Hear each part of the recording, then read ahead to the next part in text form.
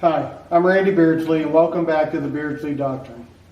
Today I want to conclude our Article 6 discussion on the media. I know I've spent a lot of time on this topic, but all the failure in our country, everything that's wrong, has only been made possible by the media's ability to deceive and distract Americans from the truth. Now, we discussed the first 6 tactics already. Let's take a look at the other 6 now. If you and your family can see through the media's charade, it's game over for these people and game on for America. So let's get started. Reason number 7 is that the media uses a trick called projection to transfer their negative traits onto you. Now you're probably asking, what's projection? Projection is a manipulation trick that was first recognized by Sigmund Freud. What he recognized in several of his patients, mentally ill ones I might add, that they tended to transfer or project their negative traits onto the people around them. For example, the guy that's cheating on his wife, he accuses his wife of cheating on him. Or the person that's stealing off you, they accuse you of stealing off of them. Now, I'm no psychiatrist, but even I can see that the media routinely uses this tactic on its viewers to demonize any American who stands in opposition to their dead-end plans for your future. Here are some examples to make it easier to identify. Nobody promotes more racism in our country than the media. But the media projects their racism flaw onto you and me, and they call us racist. Nobody has less allegiance to our families or futures than the media. Yet they call us unpatriotic for putting America first. Nobody has done a better job of destroying our Constitution and democracy. But they call us a threat to democracy for defending our Constitution and the God-given rights it guarantees. The media has zero tolerance for anyone that disagrees with them. They call it hate speech. They promote that dissenters lose their job or be jailed. And that any business that disagrees should be boycotted. Yet, they project their intolerance onto you, and they call you intolerant. Nobody incites and supports more violence than the media. They beat you with a baseball bat. But when you just cover up to defend yourself, they claim you assaulted them. They call you violent. Do you see the trend? They project their negative traits onto regular Americans to distract you and put you on the defensive. Remember the woman whose husband is cheating on her? After she got accused of cheating on him, she's spending her time and energy proving that she isn't cheating on him, rather than identifying the obvious signs that he's cheating.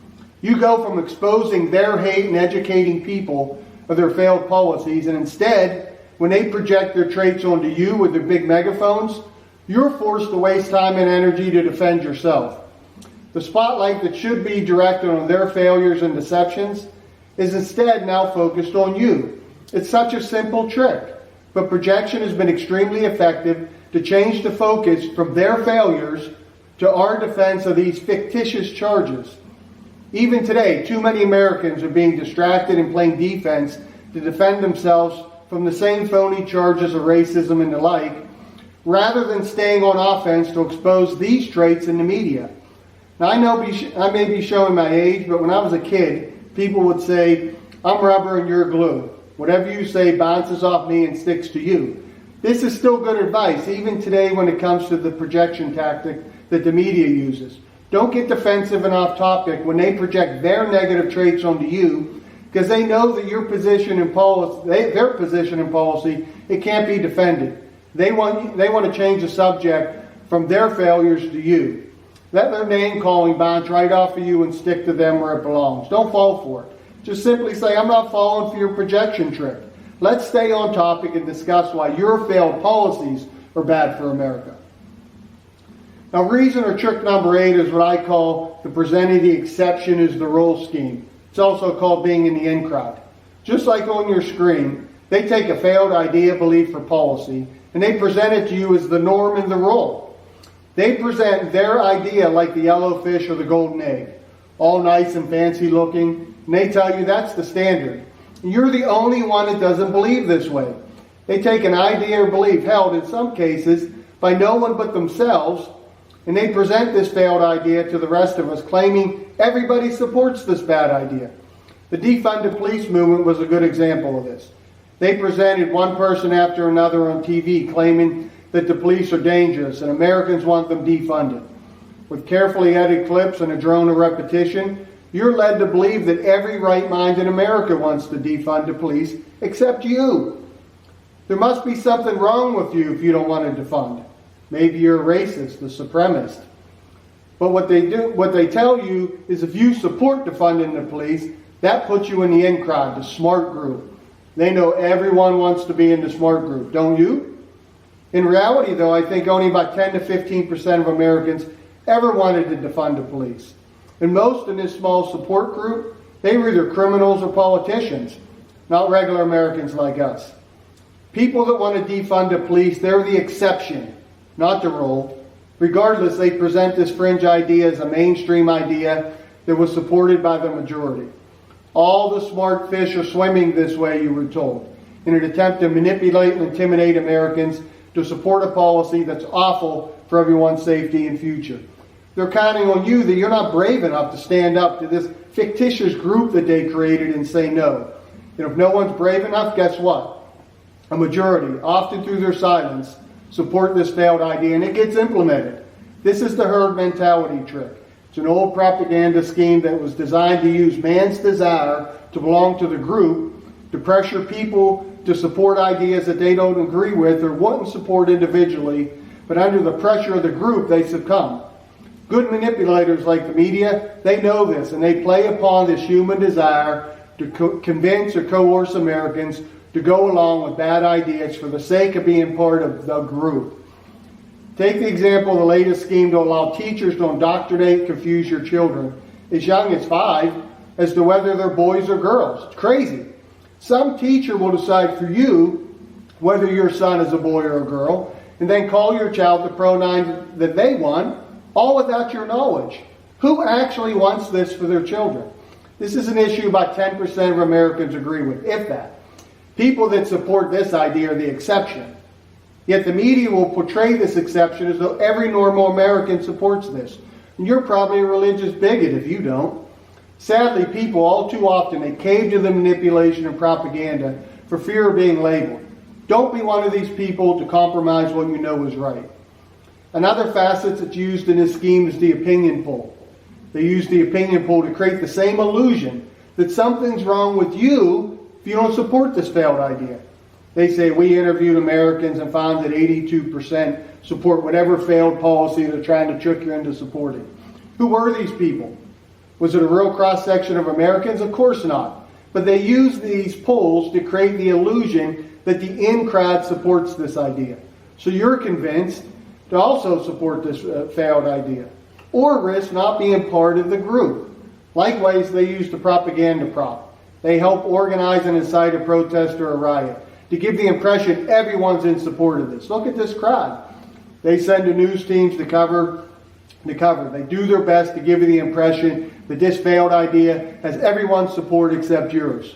But when the camera pans out by mistake, you see many of these supposedly huge protests. They have about 100 people. Who are these people anyways? Do they have jobs? Where do they get the time, day and night, to go disrupt our towns and cities? They're not representative of America or what we believe at all. But why aren't we out protesting? Oh, we're at work or taking care of our family. We don't have time to have a protest. According to them, there's something wrong with people that aren't part of their group. Don't allow yourself to be intimidated into going along with another failed policy or idea to be part of their in-crowd. Now, deception number 9, it's specifically used against our children. The media uses the Quad A crowd to manipulate our children. Now, who's the Quad A crowd? The Quad A crowd represents actors, actresses, athletes, and musical artists.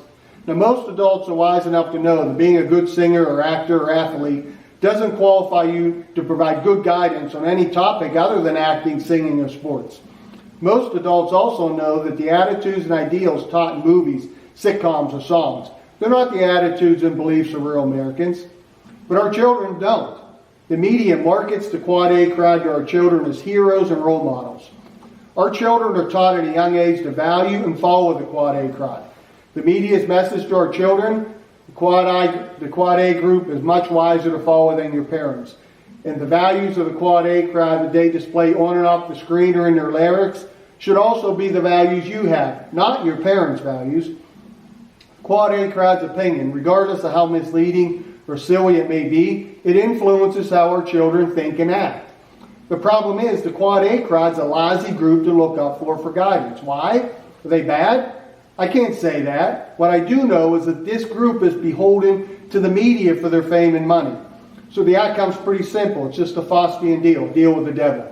Those in the Quad A crowd agree to publicly support these failed policies and beliefs, and in exchange, the media promises them riches and fame to do it. You don't get your next song promoted or your next big part in that TV show or movie or the next big ad promotion unless you champion these failed policies and false narratives. The Quad A crowd knows that to gain favor for their pursuit of money and fame, they must agree to mislead our children and betray our future by their words and actions on and off the screen. It's sad to watch how some of them try to outdo each other to see who can more vocally support these failed policies.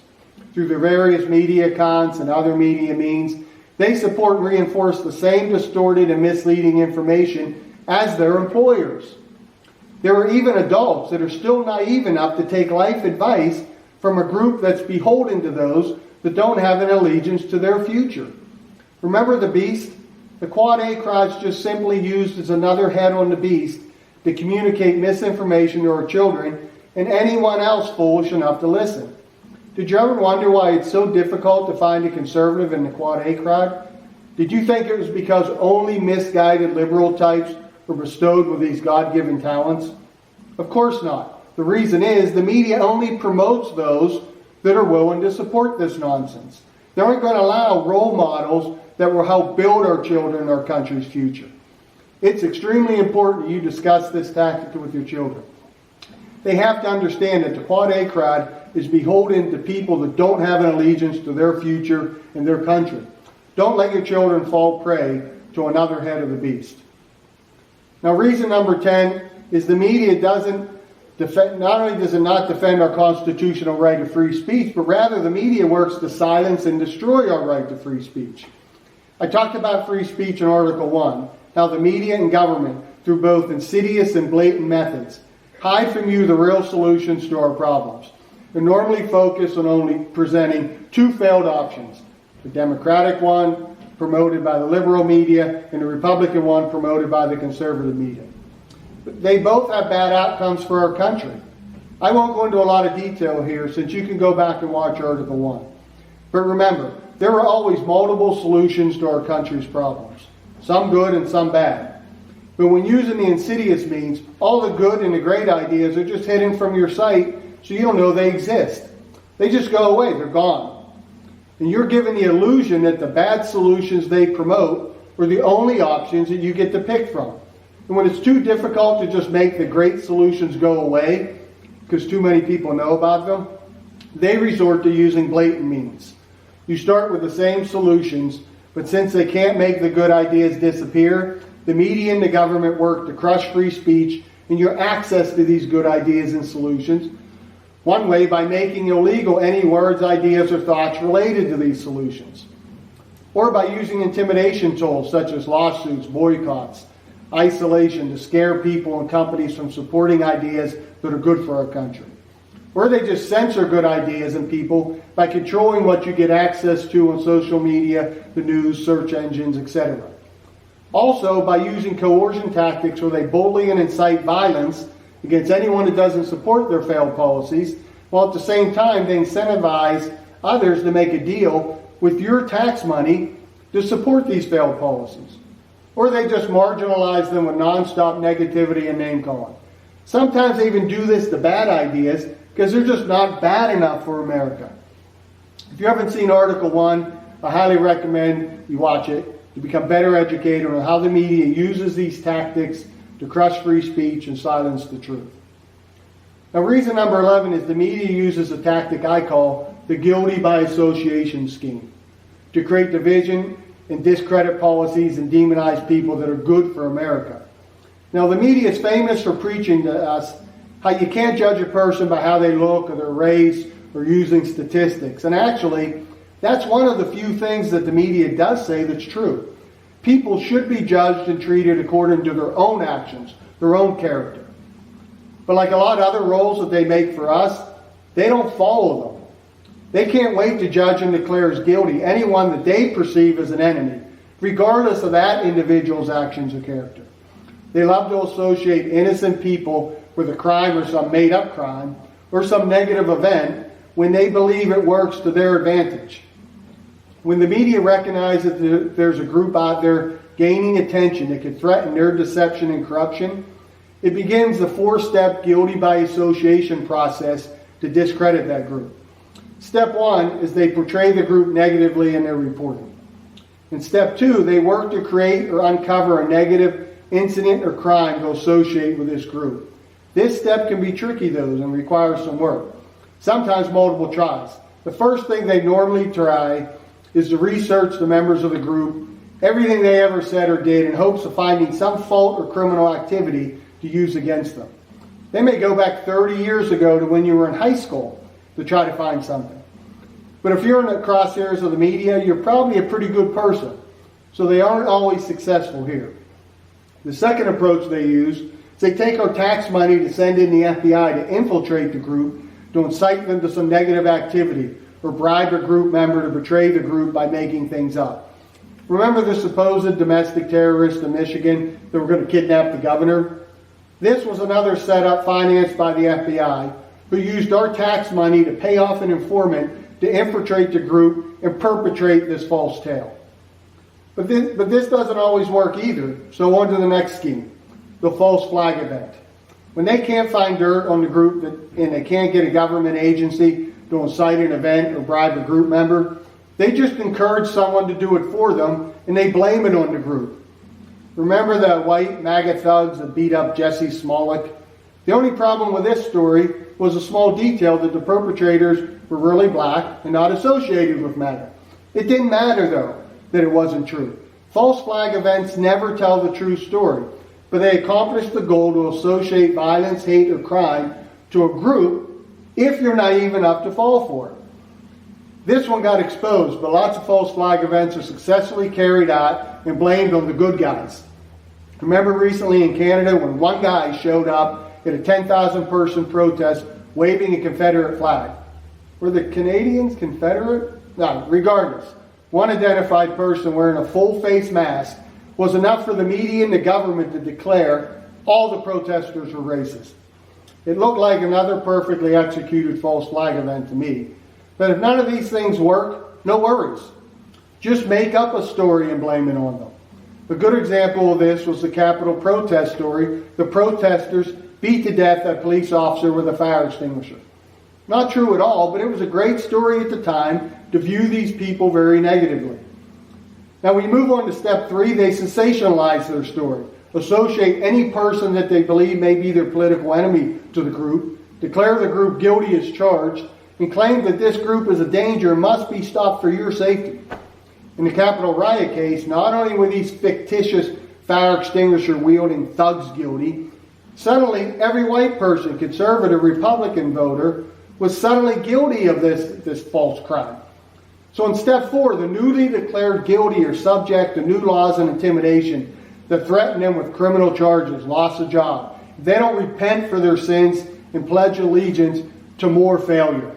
Now for some groups that they fear, they can even go back sometimes hundreds of years to declare you guilty of injustices that happened centuries ago. Slavery is one of those items. In 1860, just 7.9% of white American families had slaves. That's still 7.9% too many, but having a slave was the exception, not the rule. Over 92% of white families didn't have slaves. And slaveholders were mostly extremely wealthy people. Most were the type of people that are exploiting Americans of all races today. Now, despite this fact that only a very small percentage of white Americans had slaves in the first place, this occurred 8 generations ago, has nothing to do with anybody living today, and that the families of millions of white Americans living here today hadn't even immigrated to America yet. Somehow, the media has declared that all white people were guilty of being slave owners. Huh? Aren't we supposed to judge every individual based on their own actions and character? But according to the media now, it's okay to be racist and judge people on the color of their skin rather than their actions. If you're white, you're guilty. They believe that if they don't keep you in check, you're just a moment away from putting every non-white person back in chains. It's amazing that anybody would believe this stuff, but some do. And the media uses this tactic to discredit good policy, always demonize good people, and keep us all divided. It's like when a criminal commits a crime with a gun. Suddenly, every legal gun owner is guilty of that crime. This is a guilty by association ploy. It charges and convicts people of crimes that they never committed. But this scheme also works in the opposite way when the groups that the media uses to promote their failed policies carry out real violence and hate. The media likes to keep these crimes quiet. But if you do hear about them, it's suddenly all about the individual. Back to every man judged according to his own merits lecture. The group that financed and incited the violence, they won't even be mentioned. Think of all the groups that in plain sight called for the execution of our police officers, burning of our cities, murder Supreme Court justices. If you did that, the feds would be at your doorstep tomorrow. No, tonight. But when the members of these protected groups say these things and then go out and commit this violence, there aren't any hate speech violations, no incitement of violence charges, no sweeping federal investigations, no seizing of assets, no searching of your internet history for the last 22 years. These types of tactics are only reserved for people that believe in our God-given constitutional rights, not the people working to destroy them. But millions of Americans still fall for the scheme. They allow themselves to be labeled as racist and Nazis or fascists. As a result, they fail to come forward and support the people and groups that are good for our country. Don't allow them to declare you guilty of crimes you didn't commit, or crimes that were never committed at all. I hope you know by now it's safe to assume if the media is attacking an individual group, it's probably because they're good for your future. Now, in reason number 12, the media uses the good guy, bad guy trick to fool Americans to support the wrong things. This tactic promotes a simplified solution to every problem that just tells you who the good guy or what the good idea is, and then they tell you who the bad guy is or what the bad idea is. The supposed good guy, he's always shown smiling and leading, he's helping people, but the bad guy, he's always shown as angry and grimacing. This little trick attempts to play on your natural response to like kind and friendly people and to dislike angry and mean people. Unfortunately, like we discussed prior, it's usually better to believe the exact opposite of what the media tells you. So in reality, the ideal person that they present as good is usually bad, and the people and ideas that they present as bad are usually good. To make sure you blindly support their bad ideas, though, they only exaggerate or outright lie about the pros of their bad ideas, whereas the actual good ideas, they only exaggerate or lie about the cons of those. As a result, they create the illusion with repetitive sound bites and manipulated images that the solution's obvious. Pick their guy. But remember, if you pick their guy, he's good for them, he's bad for you. Don't be fooled and then go vote, send your money or children to support their decision. Anytime you see or hear these good guy, bad guy schemes, when they put lipstick on a pig but discredit the real solutions for our country, don't be fooled by the smiling faces. Find out what they're trying to hide from you so you can find out who the real good guy is. Now, spoiler alert, the good guy isn't usually the guy that they tell you it is. Now, I've primarily used examples of these tactics from the news or social media. But I don't want you to forget that these tactics are also used in reference materials like encyclopedias or books, magazines of any topic. You might be reading a fishing magazine, and somehow this little nonsense is weaved into a story. Most fiction or nonfiction books, and especially in our children's books and textbooks that are required reading at school. How? The same small group of media companies owns these publishing venues as well. Even if you're an independent, you're still dependent upon this group for publishing, promotion, and positive reviews. The outcome, the same beast, just using a different head, disseminates propaganda and manipulation no matter where you turn. So this week, take a harder look, not only at the news, but also at these sources. Use the deception checklist to make it easier to identify when the media is projecting their negative traits onto you, when they're presenting the exception, their failed ideas, as the norm. When they're using the Quad A crowd to manipulate your children, when they're silencing free speech, when they're making good guys guilty by association, and when they're using the simplified good guy, bad guy approach to the issues, to mislead you. Right now, with the Ukraine coverage, all these tactics are on full display as they work to deceive you into sacrificing more of your children and more of your money for another one of their get-rich-quick schemes that you pay for with your hard work in the lives of your family.